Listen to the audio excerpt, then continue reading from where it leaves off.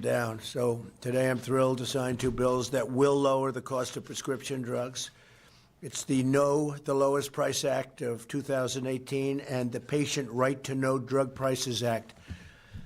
And obviously, based on the name, you can tell that this gives people knowledge as to prices at different locations, where to buy the drugs. That will have an immediate impact, too.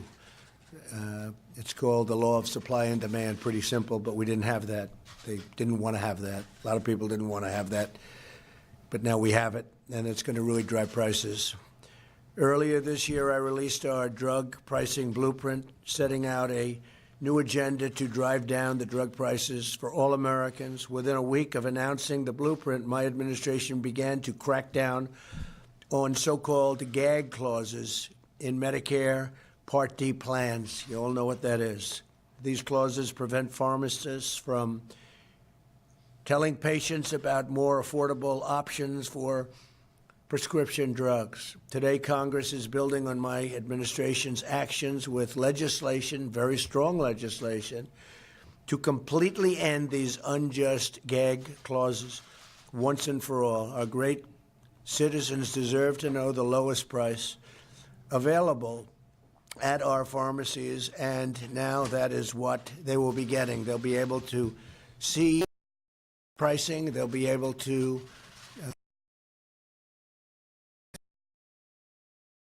those pharmacies will be dropping their prices. I'd like to thank Senator Susan Collins for her incredible leadership on this legislation, and I haven't seen you in a few days. I want to also thank you for some of the most beautiful words. It was incredible, admired by everybody. Thank you, Susan. Really amazing. Thank you very much.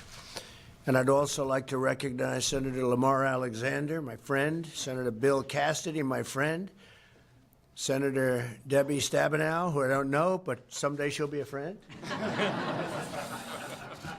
and somebody that's really worked hard. I've heard this for a long time, Representative Buddy Carter. Really worked. Thank you, Buddy. Also, of course, I'd like to thank Secretary of Health and Human Services, Alex Azar, extraordinary person. And he knows the industry better than anybody because he was very successful in the industry.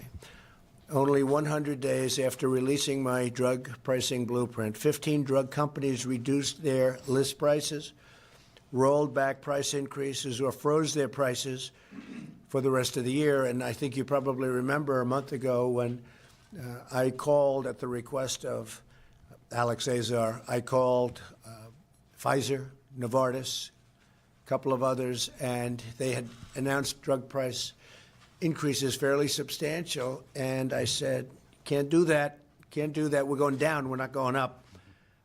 That's probably when I first realized the power of the presidency, because they all ended that increase. You saw that, Bill. You've never seen that one before. But they all said, sir, we're not going to increase. And they put out notices that the increase will not take effect.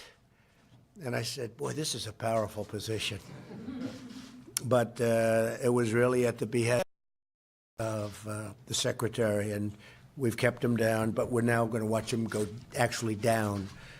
We've increased competition and reduced regulations to deliver medicine to patients faster and cheaper. We've massively sped up the FDA approval process. Last year, the FDA approved more than 1,000 low-cost generics, the most in its history. We've never done anything like that, saving America almost $9 billion in the first year of my administration. It's a very important thing for us. And I can tell you this has been a priority from day one. We took action to stop hospitals from overcharging seniors on Medicare, which will save them hundreds of millions of dollars on drug payments in this year alone. We've given Medicare Part D plans new tools to negotiate lower prices for more drugs. Thanks to our actions to increase competition and drive down costs, average Medicare Part D premiums will start to substantially decline for the second year in a row. We've already gotten it down a lot, but now it's going to go down with what we're doing today and what we've done over the last couple of months. Further, I've directed my administration to confront the global freeloading of U.S. taxpayers. Foreign countries extort lower prices from U.S. drug makers for their citizens, subsidized by higher cost prices for American citizens. All research and development and everything is borne by our country, and other countries are not asked to, pick up their fair share. It's called welcome to the game, because on whether it's trade or military or so many other things, they do the same thing, but it will all stop. We're also taking dramatic action to make health insurance more affordable. We're allowing Americans to pool their resources to buy better health care for less money through association health plans, and that's really taken off. And they're getting tremendous deals, actually even lower than we thought. It's a beautiful thing to see. And we've expanded access to short-term plans to provide coverage options at just a fraction of the cost of Obamacare, much less money. For example, according to eHealth, the average lowest premium for Obamacare plan for a 40-year-old woman is about $4,200 per year. By contrast, the average lowest premium for short-term coverage for this individual is $1,300 a year, a savings of $3,000. And I would say, most people would say it would be better. So it's much less money and it's better. And people are signing up very rapidly, as we see. We've also ended the unfair individual mandate penalty, which punished Americans because they didn't want to pay a fortune for the Obamacare disaster. It was one of the worst things. People are paying a lot of money for the privilege of not paying a lot of money for bad health care, and we've ended it. It was the most unpopular thing within Obamacare. And thanks to our actions today, all of us, every one of us here, for the first time since Obamacare went into effect, average premiums on the exchanges are coming down. Through good management and lots of other things, we're keeping the premiums down. We're strongly protecting Americans with pre-existing conditions. That's a very important thing to Republicans. Pre-existing conditions, we are protecting Americans with pre-existing conditions. In less than 2 years, we've taken unprecedented action to make health care more affordable and to give patients more choice and more control.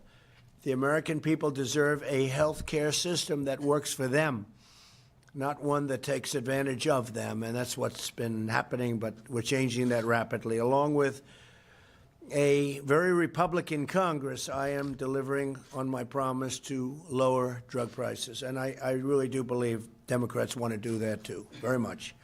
I've spoken to many of them, and they want to see that happen too. Debbie, I can tell you, they want to see it happen, okay? I can't put you in a position where you want them to go down too. We all do. If there's anything bipartisan, it's lowering drug prices. Lower premiums, we're making health care really affordable and making it great, and it's affecting all Americans. So tremendous progress has been made, but where we're making very obvious progress, and you can see it, is we are reducing prescription drugs and the cost of prescription drugs. So I want to thank all of the folks behind me and aside me. We have the great Larry Kudlow, whose voice is so beautiful. For so many years I've listened, and now he's working with us. And every time I hear those beautiful words, and they have been beautiful. The economy, Larry, how's it doing? Huh? Good. Good. Good. It is doing well. Thank you. I'm going to say